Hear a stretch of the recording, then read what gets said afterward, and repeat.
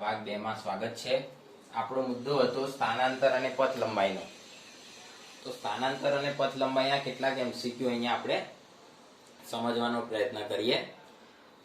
દરેક બાજુની લંબાઈ l છે એવો એક સમઘન આપેલો છે। કણને a થી h ઉપર લઈ જવાનો, a થી h ઉપર લઈ જવાનો છે। તો આપણે અહીંયા આગળ આકૃતિ વિચારીએ તો a થી તમે એને h ઉપર લઈ જાઓ, ગમે તે રીતે લઈ જાઓ, પણ ટૂંકામાં ટૂંકા રસ્તે લઈ જવાય। એટલે a થી e ઉપર લઈ જઈએ આ રીતે, અને e થી h ઉપર લઈ જઈએ। ખ્યાલ આવ્યો? આ રીતે લઈ જવાય તો પથ લંબાઈ કેટલી થશે? તો બધાને ખ્યાલ આવી જાય। પથ લંબાઈ બરાબર ae વત્તા eh। તો આનું માપ l અને આનું માપ l એટલે 2l થઈ જાય, પતી ગયું। પણ જ્યારે આપણે સ્થાનાંતરની વાત વિચારીએ ત્યારે આપણે a અને h બિંદુને જોડી દેવા પડે। આપણે સમજાવ્યું હતું તમને, બરોબર? a અને h ને જોડી દઈએ તો આ માપ શું કહેવાય? તો આ માપ જે છે એને ત્રિકોણ AEH, આ ત્રિકોણ AEH આ રીતે બનેલો હશે, આ a, આ e અને h, તો એનો આ કર્ણ બની જશે। ખ્યાલ આવે છે તમને? તો અહીંયા આગળ AH એ કર્ણ બની જાય છે। તો કર્ણનું માપ એ સ્થાનાંતર બતાવે છે। તો સ્થાનાંતર તમારું કેટલું થશે? તો આ માપ l હોય ને આ l હોય। યાદ જ રાખવાનું, ફિઝિક્સમાં હવે તમારે માસ્ટર બનવાનું હોય તો આ યાદ જ રાખવાનું કે બે સમાન બાજુની લંબાઈ વાળું કાટકોણ ત્રિકોણ હોય તો કર્ણનું માપ √2l હોય, ગણવાનું નહીં। શું કરવાનું? √2 વડે ગુણી દેવાનું। તો આ તમારો પહેલો પ્રશ્ન, એનું સોલ્યુશન। એની અંદર બીજો પ્રશ્ન છે a થી g ઉપર લઈ જવાનું। હવે આપણે આકૃતિની અંદર a થી g ઉપર લઈ જવા માટે વિચાર કરીએ। ચાલો તો હું શું કરીશ? શોર્ટેસ્ટ વે અપનાવીશ, મતલબ કે આ જે દોરેલો માર્ગ છે a થી h ઉપર, e થી h ઉપર અને h થી g ઉપર અહીંયા લઈ જઈએ તો આ શોર્ટેસ્ટ વે કહેવાય। તો શોર્ટેસ્ટ વે છે a થી e થી h, h થી g। તો પથ લંબાઈ કેટલી થશે? તો પથ લંબાઈ 3l થશે। કેટલી થશે? 3l। જો આ l, l અને l। જ્યારે આપણે a ને g સાથે જોડીએ, વિચારજો મિત્રો, a ને g સાથે જોડીએ આ રીતે, તો આ લાંબામાં લાંબો વિકર્ણ થશે। તો લાંબામાં લાંબા વિકર્ણનું માપ સમઘન હોય તો યાદ જ રાખી લેવાનું, એ √3l હોય છે। કેટલું હોય છે? √3l યાદ જ રાખી લેવાનું, ગણવાની જરૂર નથી। અહીં લખી દઉં છું, લાંબામાં લાંબો વિકર્ણ, સમઘનની અંદર લાંબામાં લાંબો વિકર્ણ √3l જેટલો જ હોય, દરેક બાજુની લંબાઈ l હોય તો આ તમારું એમસીક્યુ સોલ્વ ફટાફટ થઈ જવો જોઈએ। ચલો બીજો એમસીક્યુ છે, કણની ગતિ a થી શરૂ થાય છે, વિષમગળી દિશામાં ગતિ કરીને d પર પહોંચે છે। a થી શરૂ કરવાની, અને વિષમગળી કોને કહેવાય? તો ઘડિયાળની વિરોધી દિશામાં આ રીતે ગતિ કરાવવાની, આમ વિરોધી। તો વિષમગળી દિશામાં ગતિ કરાવીને તમે એને a થી d ઉપર અહીંયા પહોંચાડો તો તમારો ગતિ માર્ગ કયો થયો? વિચાર કરો, ગતિ માર્ગ થયો a થી b, b થી c અને c થી d। તો આ રીતે આપણે ગતિ માર્ગ જે છે તમારો a, b, c અને d આ રીતે થયો, જોઈ લેજો, આમ વિષમગળી કહેવાય। તો વિષમગળી દિશામાં આપણે જ્યારે ગતિ કરીએ ત્યારે પથ લંબાઈ શું થશે? પથ લંબાઈ, તો પથ લંબાઈ એટલે વર્તુળનો કેટલો ભાગ થયો? વિચાર કરો, સૂત્રો બધું ભૂલી જવાનું। આખું વર્તુળ છે એમાંથી અહીંથી અહીં જાઓ, અહીંયાથી અહીં જાઓ, અહીંથી અહીં જાઓ, તો કેટલો ભાગ થયો? 3/4 ભાગ થયો। કોનો? તો આખા વર્તુળનો, એટલે પરિઘ 3/4 ગુણ્યા પરિઘ કરી દેવાનો, એટલે 3/4 ગુણ્યા પરિઘનું માપ છે 2πr। છેદ ઉડાડી દો એટલે અહીંયા આગળ તમારો જવાબ આવી જશે 3π/2 into r। તો આ પથ લંબાઈ થઈ ગઈ। આકૃતિ પરથી જ ખ્યાલ આવે આપણને કે આખા પરિઘનો કેટલો ભાગ છે? 3/4 ભાગ કહેવાય। હવે સ્થાનાંતરની વાત વિચારીએ મિત્રો, તો સ્થાનાંતર માટે સ્ટાર્ટિંગ પોઈન્ટ અને એન્ડિંગ પોઈન્ટ ને આ રીતે તમારે જોડી દેવા પડશે। તો આ માપ તમારે શોધવું પડે। તો કઈ રીતે શોધી શકાય? તો આ વર્તુળ છે એ યાદ રાખવાનું। તો વર્તુળની અંદર અહીંથી અહીંયા એ બિંદુને જોડીએ તો ત્રિજ્યા r હોય, તો આ કેન્દ્ર o ને d બિંદુએ જોડી દઈએ તો પણ ત્રિજ્યા r જ થાય। તો બે બાજુ r અને r હોય તો આ કર્ણ AD નું માપ, સ્થાનાંતર એટલે કર્ણ AD નું માપ, બરોબર ને? AD નું માપ, તો AD નું માપ કેટલું થશે? ચાપ AD નહીં, ચાપ AD નહીં, કર્ણ AD નું માપ। તો શું થશે? √2 into r। આ સિદ્ધાંત પ્રમાણે, પાયથાગોરસનો પ્રમેય વાપરીને। તો આ સોલ્વ થઈ ગયું. ચલો, સમઘડી દિશામાં ગતિ કરીને ડી પર પહોંચે. હવે સમઘડી દિશામાં ગતિ કરીને ડી પર પહોંચે એટલે એ થી બી, બી થી સી, સી થી ડી એવું નહીં, ડાયરેક્ટલી એ થી ડી ઉપર પહોંચે છે. સમઘડી દિશા કોને કહેવાય મિત્રો? સમઘડી એટલે ઘડિયાળના કાંટા 3 વાગ્યા પછી 6 વાગે, તો આ જે માપ છે ચાપ એડી કહેવાય. ચાપ એડી, તો અહીંયા લખીશું ચાપ એડી નું માપ. એ શું કહેવાય? પથ લંબાઈ કહેવાય તમારી. તો પથ લંબાઈ કેટલી થઈ? ચાપ એડી ના માપ જેટલી. તો ચાપ એડી નું માપ કેટલું છે? તો જો આખા વર્તુળનો ચોથો ભાગ છે તો 1/4 ઇન્ટુ પરિઘ, પરિઘનો ચોથો ભાગ કહેવાય. તો આપણે એને કિંમત મૂકીએ તો 1/4 ઇન્ટુ 2πr, તો એ છેદ ઉડી જાય એટલે જવાબ આવે π/2 ઇન્ટુ r. તો આ તમારું શું માપ થયું? પરિઘનું માપ, એના ઉપરથી પથ લંબાઈ. ચલો હવે સ્થાનાંતરની વાત કરીએ તો સ્થાનાંતર એટલે શું? તો એડી નું માપ, બરોબર? એડી નું માપ, તો એમાં કોઈ બદલાવ આવે નહીં, એનું એ જ રહેશે √2r. સમજણ પડી? તો જો સમઘડી દિશામાં પથ લંબાઈ બદલાય છે પણ સ્થાનાંતર એનું એ જ રહે છે.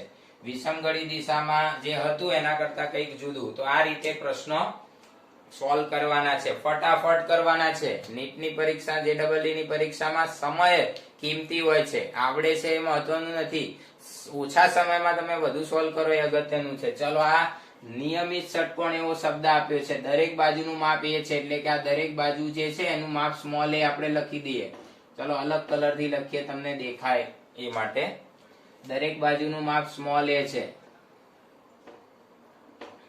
અને યાદ રાખવાનું કે નિયમિત ષટકોણ હોય તો કેન્દ્ર સાથે જોડતી રેખા હોય, કોઈ પણ આ રીતે તમે દોરો, કેન્દ્ર સાથે જોડતી રેખા, શિરોબિંદુને કેન્દ્રથી જોડો, તો આ બધા માપ પણ એ જ હોય. કેટલા હોય? જે ફરતે માપ હોય એટલા જ માપ હોય, એને નિયમિત ષટકોણ કહેવાય મિત્રો. આ રીતે તો પહેલા તો આ સમજણ પડવી જોઈએ. હવે અહીંયા શું લખ્યું છે? સમઘડી રીતે ગતિ કરીને એ થી ડી ઉપર જાય છે મિત્રો. સમઘડી રીતે ગતિ કરીને એ થી ડી ઉપર, તો સમઘડી એટલે એ થી બી પર જશે, બી થી સી ઉપર જશે અને સી થી ડી ઉપર જશે.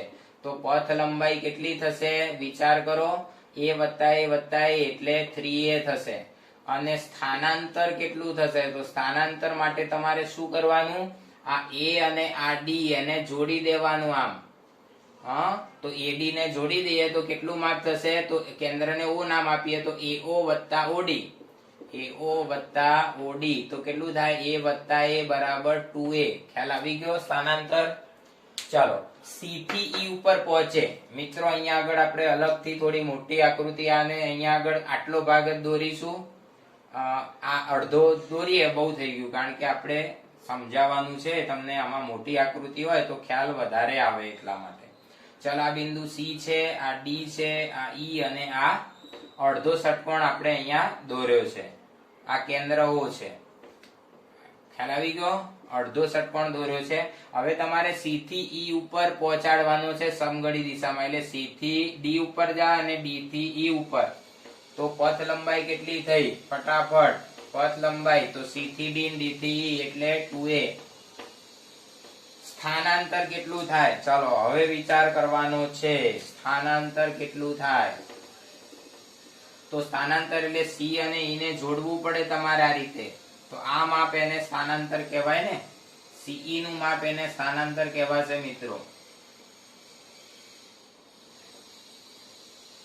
CE નું માપ, તો આ સ્થાનાંતર કહેવાય. મેં લીલા રંગની લાઈન દોરી છે, જુઓ. તો આ માપ કઈ રીતે શોધવું? હવે વિચાર કરવાનો છે તમારે. આ માપ તમને ખબર છે એ, આ માપ પણ તમને ખબર છે એ, પણ CE નું માપ કઈ રીતે શોધાય બોલો? તો આમાં તમારી પાસે ભૂમિતિનું જ્ઞાન હોય, ત્રિકોણમિતિનું જ્ઞાન હોય, એનું એપ્લિકેશન કરવાનું છે, બીજું કઈ નથી. માની લો કે O થી D ને આ રીતે આપણે જોડી દઈએ, O થી D ને, તો નિયમિત ષટકોણના કારણે બે ત્રિકોણ સરખા થાય. M બિંદુ નામ આપી દઈએ અહીંયા. તો આ બે ત્રિકોણ એકદમ સરખા થાય. કેવા થાય? નિયમિત ષટકોણના કારણે OD જે આપણે રેખા દોરીએ તો એ M બિંદુમાં છેદે પણ બે સરખા ભાગ કરે. તો આ ત્રિકોણની અંદર આ કાટખૂણો છે અને આ પણ કાટખૂણો છે. બીજી વાત કે નિયમિત ષટકોણનો દરેક ખૂણો 60 નો હોય, એટલે આ ખૂણો 60 નો અને આ બાજુનો ખૂણો પણ 60 નો જ હોય. તો સ્વાભાવિક રીતે તમે જો વિચાર કરો તો આ ખૂણો 30 નો થઈ જશે અને આ ખૂણો પણ 30 નો થઈ જશે. તો હવે તમારે CE નું માપ શોધવું છે. ધ્યાનથી સમજજો, CE નું માપ શોધવું છે તો CM શોધો અને ME શોધો. તો CE બરાબર CM વત્તા ME, અને આ બે સરખા જ થવાના છે એટલે 2 ટાઈમ્સ CM લખી દો તો પણ ચાલે. 2 ટાઈમ્સ CM શોધવાનો. તો એના માટે આપણે આટલો ત્રિકોણ ધ્યાનમાં લઈએ. જો બતાવું તમને, આટલો ત્રિકોણ ધ્યાનમાં લઈએ. ધારો કે આ C છે, આ M છે અને આ D છે. તો આ કર્ણ બની જશે જેનું માપ તમને ખબર છે એ. આ ખૂણો 60 ડિગ્રીનો છે અને આ ખૂણો 30 ડિગ્રીનો છે. તો આપણે આ બાજુનું માપ શોધવું છે તો શું કરી શકીએ બોલો? કર્ણ, આ જે ખૂણાઓ આપ્યા છે એનો ઉપયોગ કરીને શોધવાનું છે. તો કયું સૂત્ર લઈશું? 60 લેવું હોય તો એની સામેની બાજુ એટલે કે sin 60 લેવું પડે. જો તમારે 60 નો ખૂણો લેવો હોય તો sin 60 લેવાનું, અને 30 નો ખૂણો લેવો હોય તો આ એની પાસેની બાજુ છે એટલે cos 30 લેવાનું. તમારી મરજી, જે લેવું હોય. હા, એ તમારે નક્કી કરવાનું કયું લેવું છે. ધારો કે હું આ બાજુ લઉં છું તો એની સામેની બાજુ એટલે sin લેવું પડે, અને આ બાજુની પાસેની બાજુ એટલે cos. તો sin 60 બરાબર શું થશે? સામેની બાજુ cm ભાગ્યા કર્ણ એ ડાયરેક્ટલી લખી દેવાય. તો એ વડે અહીં ગુણી નાખીએ એટલે cm બરાબર a sin 30 એવું થશે. શું થશે? cm બરાબર a into sin 60.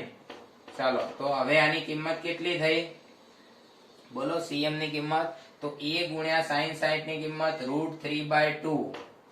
તો આ રીતે cm ની કિંમત તમને મળી. cos વાળું ગણવું નથી. તો cm ની કિંમત અહીં મૂકી દો એટલે તમારું સ્થાનાંતર આવી ગયું 2 ગુણ્યા a √3/2. આ બગડો ઉડી જાય એટલે √3 એ જવાબ આવે. કેટલો આવ્યો? √3 એ જવાબ આવ્યો. તો કહેવાનો મતલબ છે કે આવું ટિપિકલ થોડુંક તમને પૂછી શકે. તમને આકૃતિની ભૂમિતિ ખ્યાલ આવવી જોઈએ. નિયમિત ષટકોણ હોય તો તમે ઓડી દોરો એટલે બે સરખા ભાગ થાય. આ ખૂણો 60 અને 60 જ હોય તો જ ષટકોણ કહેવાય. ષટકોણ એટલે દરેક ખૂણો જે છે એ કેન્દ્ર સાથે જોડતી રેખા સાથે 60 નો ભાગ 60 એમ તમે ભાગ કરો એટલે 360 નું સર્કલ થઈ જ જાય. તો આ એનો નિયમ છે, એપ્લાય કરવો પડે. અને આ લાઈન જે દોરો છો એ 30 નો ખૂણો બનાવે, અને આ લાઈન થી કાટખૂણો બને. તો આ કાટકોણ ત્રિકોણ લઈને તમે આ શોધી શકો. તો થોડું આવું તમને આવડવું જોઈએ. ખ્યાલ આવી ગયો મિત્રો? તો અહીંયા આગળ આપણે સ્થાનાંતર અને પથ લંબાઈના કેટલાક MCQ સોલ્વ કરીને બતાવ્યા છે. તમે સ્ક્રીનશોટ પાડી શકો છો, લખી પણ શકો છો. હવે આપણે આગળ આજે ચલાવવું છે સરેરાશ ઝડપ અને વેગ. એની વાત આપણે કરવી છે. આવડશે જ, કોન્ફિડન્ટલી આવડશે, મને ખબર જ છે. ઓકે,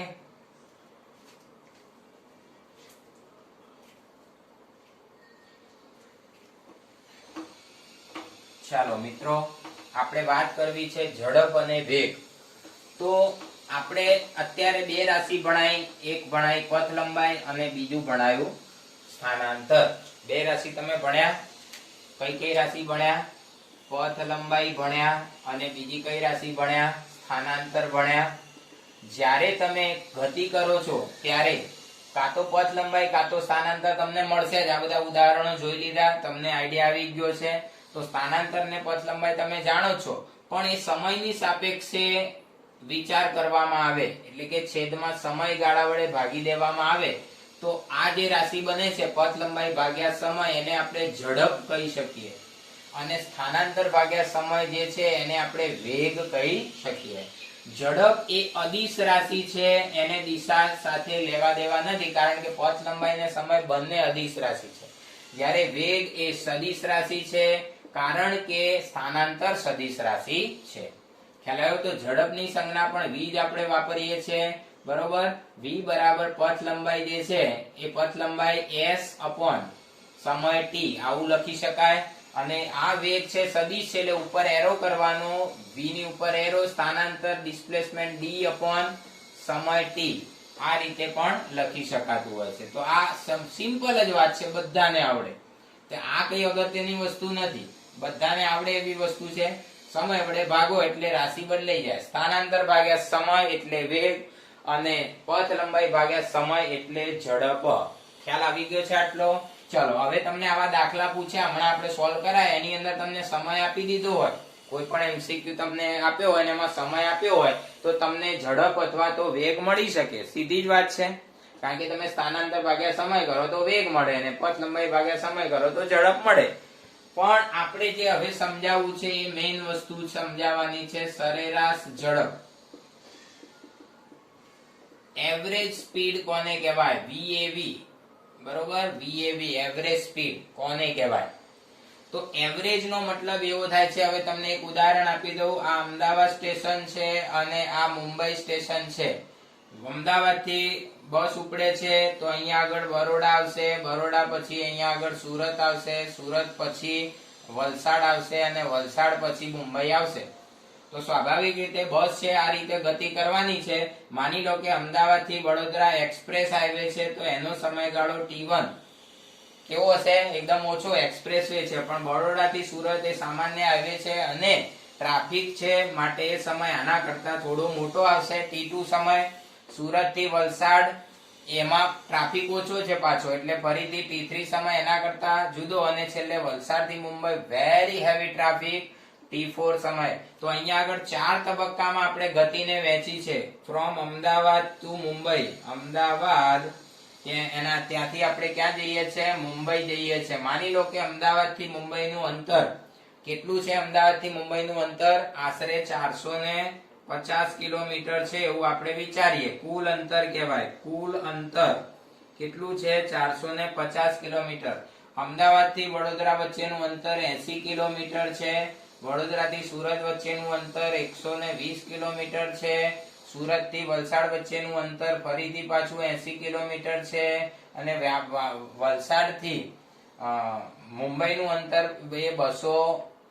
બાકી વધેલા જે હોય આપણે થોડું અહીંયા લંબાઈ દઈએ, થોડું દૂર બતાવીએ મુંબઈ.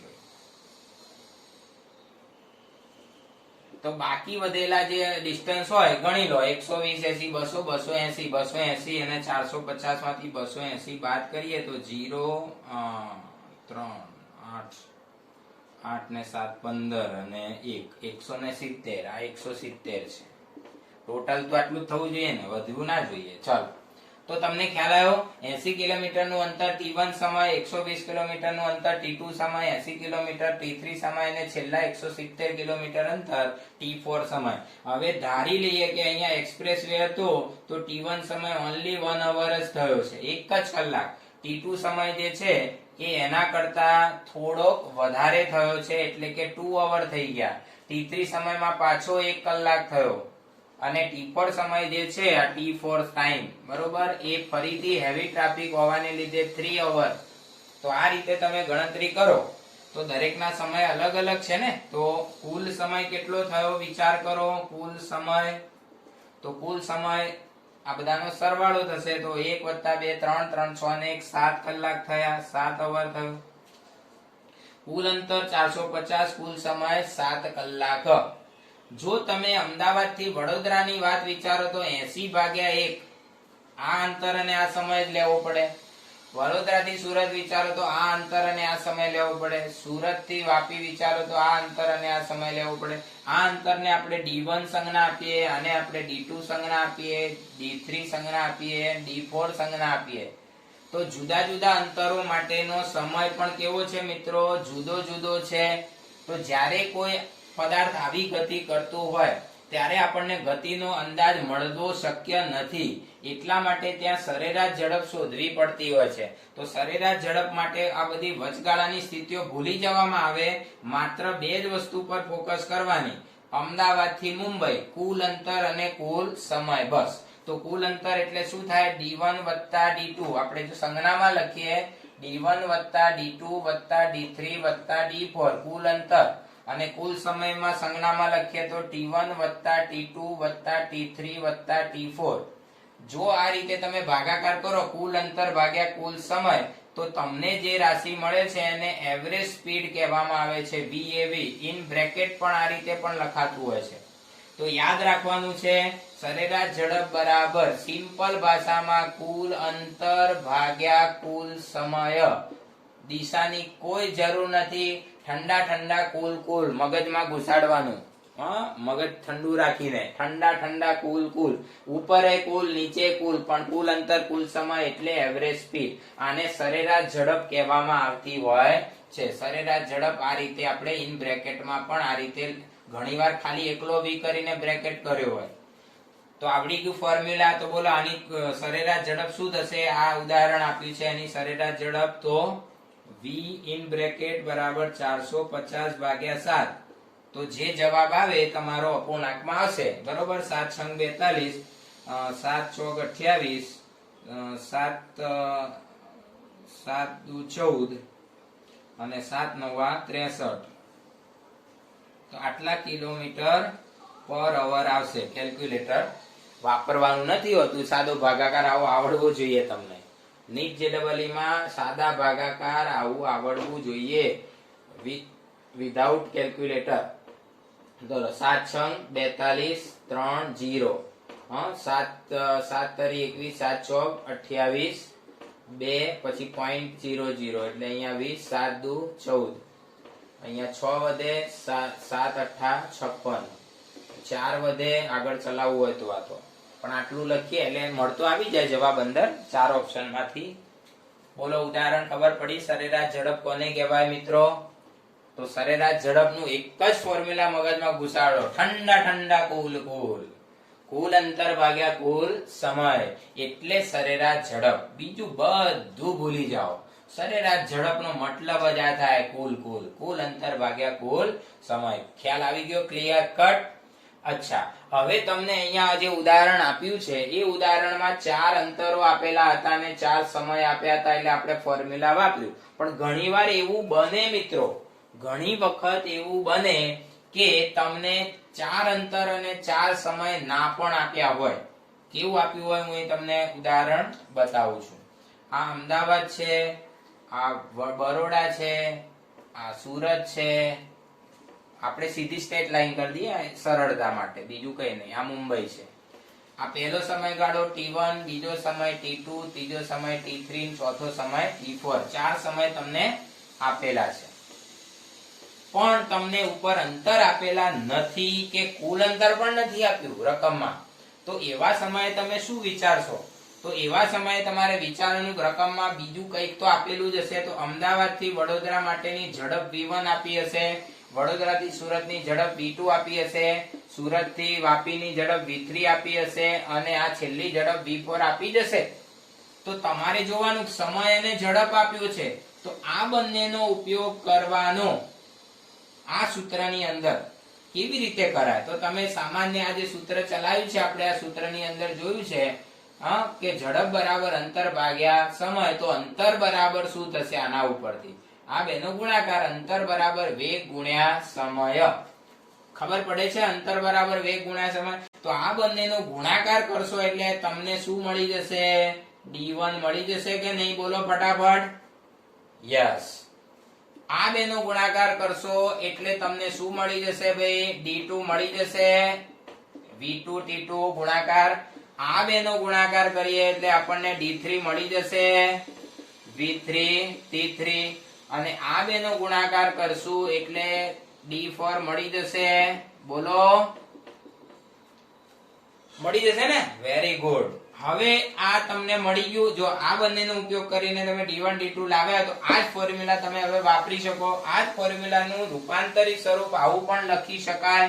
આ D1 ની જગ્યાએ લખવાનું થાય તમારે V1 T1 વત્તા V2 T2 વત્તા V3 T3 વત્તા V4 T4 divide by T1 વત્તા T2 વત્તા T3 વત્તા T4. બોલો બીજી ફોર્મ્યુલા ખબર પડી? સરેરાશ ઝડપની મૂળ ફોર્મ્યુલા આ છે કુલ અંતર ભાગ્યા કુલ સમય. આ એના પરથી તારવી શકીએ આપણે. ખ્યાલ આવી ગયો? બીજે ફોર્મ્યુલા કઈ રીતે આવી છે? જ્યારે તમને અંતર ના આપ્યું હોય, ઝડપ સમય આપ્યો હોય તો અંતર શોધી નાખો અને ફોર્મ્યુલા વાપરો. ખબર પડી? આ ગોખવાનું નથી. Never mind. બરોબર? કે તમારે મગજમાં પરાણે ઘુસાડવાનું નથી. આપણે તો આ જ ઘુસાડવાનું છે. ઠંડા ઠંડા કુલ કુલ. ઓકે. ઘણી વખતે એ પ્રકારના દાખલા પૂછતા હોય છે મિત્રો, અહીંયા ધ્યાન રાખજો. એ પ્રકારના ઉદાહરણ હોય છે કે જેની અંદર તમને સમય આપેલો નથી હોતો. શું? સમય ના આપ્યો હોય. શું આપ્યું હોય? અંતર આપ્યું હશે ને ઝડપ આપી હશે કે ભાઈ આ અંતર v1 છે, v2 સોરી આ ઝડપ v1 v2 v3 v4, આ અંતર d1 d2 d3 અને d4 આપેલું હશે. તો આમાં શું નથી? તો આપણે તો અંતર સમય જોઈએ છે, સમય નથી. અંતર તો છે, સમય નથી. તો તમારે ફરીથી આ ફોર્મ્યુલા પાસે જવાનું. શું છે આ ફોર્મ્યુલામાં? જુઓ, અંતર ભાગ્યા સમય બરાબર ઝડપ. તો સમયને કરતા બનાવી દઈએ આપણે અહીંયા. સમયને કરતા બનાવીએ તો સમય બરાબર અંતર ભાગ્યા ઝડપ. ફોર્મ્યુલા બની આના ઉપરથી જ બની ને. સમય અહીંયા આવી જાય, ઝડપ નીચે આવી જાય. તો તમે આ બે નો ઉપયોગ કરો. હવે તમારે શું કરવાનું મિત્રો? આ v1 અને d1 નો ઉપયોગ કરીને સમય t1 શોધવાનો. તો t1 બરાબર શું થાય? આ રીતે d1 ભાગ્યા v1. ચાલો આ બે નો ઉપયોગ કરીએ તો સમય શું થાય? t2 બરાબર d2 ભાગ્યા v2. આ બે નો ઉપયોગ કરીએ તો સમય t3 બરાબર d3 ભાગ્યા v3. અને આ બે નો ઉપયોગ કરીએ તો t4 બરાબર d4 ભાગ્યા v4. સમય મળે આ રીતે. આ બે નો ઉપયોગ કરી સમય મેળવ્યો અને આ જ ફોર્મ્યુલા વાપરવાની પાછી. જો આ ફોર્મ્યુલામાં તમે સમયની આવી કિંમતો લખો તો એવરેજ સ્પીડની બીજી એક ફોર્મ્યુલા બને છે. શું બને?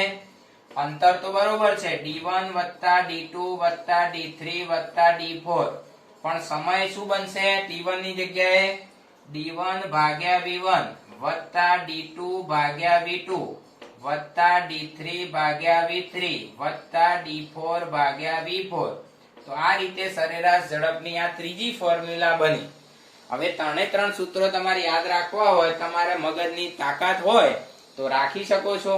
અને જો એવું ના કરવું હોય તો તમે આ એક જ સૂત્રને યાદ રાખો, કુલ અંતર ભાગ્યા કુલ સમય.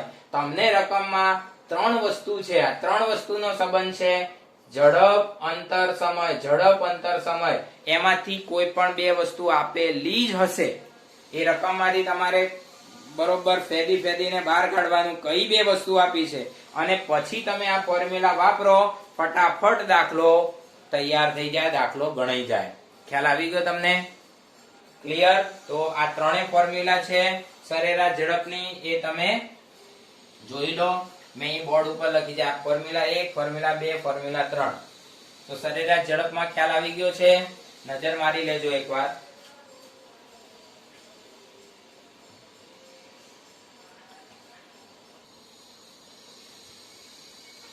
ચાલો વિદ્યાર્થી મિત્રો, આપણે હવે નવી રાશિ જોઈશું, સરેરાશ વેગ. તો વેગ એ સદિશ રાશિ છે એટલે એની સંજ્ઞા v ઉપર એરો કરવાનો છે આ રીતે, અથવા લીટું કરવાનું છે, અને ઇન બ્રેકેટ કરીએ એટલે સરેરાશ, એવરેજ. તો સરેરાશમાં પણ સરેરાશ શબ્દ આવે એટલે કુલ જ આવે.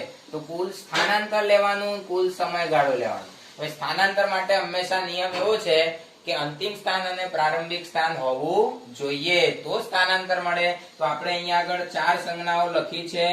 xf એટલે અંતિમ સ્થાન, xi એટલે પ્રારંભિક સ્થાન. તો xf xi છેદમાં અંતિમ સમય ભાગ્યા પ્રારંભિક સમય એટલે કુલ સમય. તો આ સ્થાનાંતર અને આ સમયગાળો. તો આ સૂત્ર પ્રમાણે તમે જે શોધો એને કહેવામાં આવે સરેરાશ વેગ.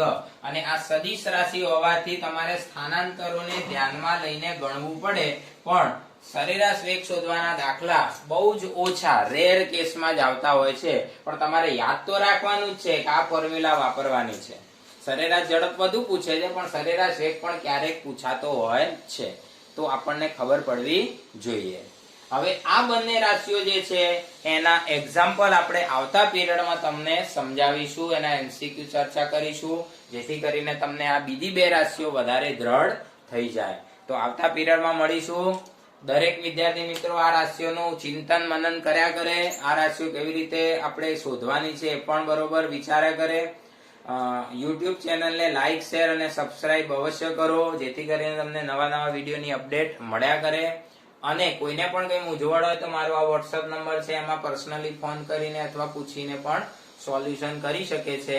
તો આવતા પીરિયડમાં મળીશું. ત્યાં સુધી જય સ્વામિનારાયણ.